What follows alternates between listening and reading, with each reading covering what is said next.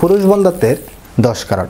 মিলন বা হস্তমৈথুনের সময় বীর্য যদি না বের হয় বা বের হয়েছে কিন্তু পরিমাণে খুব কম বের হয়, বীর্য বা সিমেন্ট সঠিক পরিমাণে বের হচ্ছে কিন্তু সেটা যদি খুবই পাতলা থাকে, দললে পানির মতো পাতলা হয়, অনেকে এমন বলবে যে মিলনের আগ্রহ আস্তে আস্তে কমে যাচ্ছে বা বর্তমান সময়ে মিলনের আগ্রহ একেবারেই নেই। পুরুষাঙ্গে শিথিলতা বা ইরেকটাইল ডিসফাংশন এটা কমন একটা সমস্যা বর্তমান সময়ে।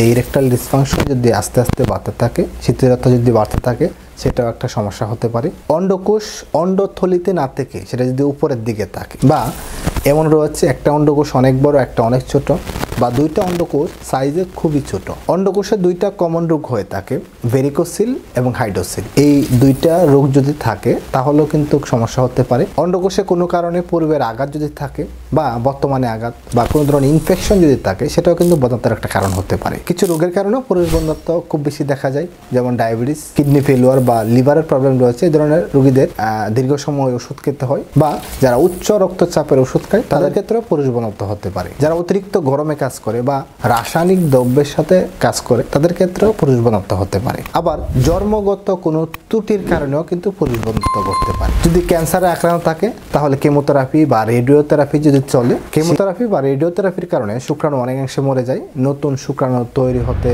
পারে না। আবার কোন লক্ষণ ছাড়াও পুরুষ বন্ধ্যাত্ব হতে পারে। যদি দেখেন 1 বছর স্বামী স্ত্রী একসাথে থাকার পরেও বাচ্চা হচ্ছে না, তাহলে অবশ্যই স্বামী স্ত্রী উভয়কে একজন ডক্টরের পরামর্শ নিতে হবে। দুজনের কিছু স্পেসিফিক পরীক্ষা নিরীক্ষা করে দেখতে হবে কার কি সমস্যা রয়েছে।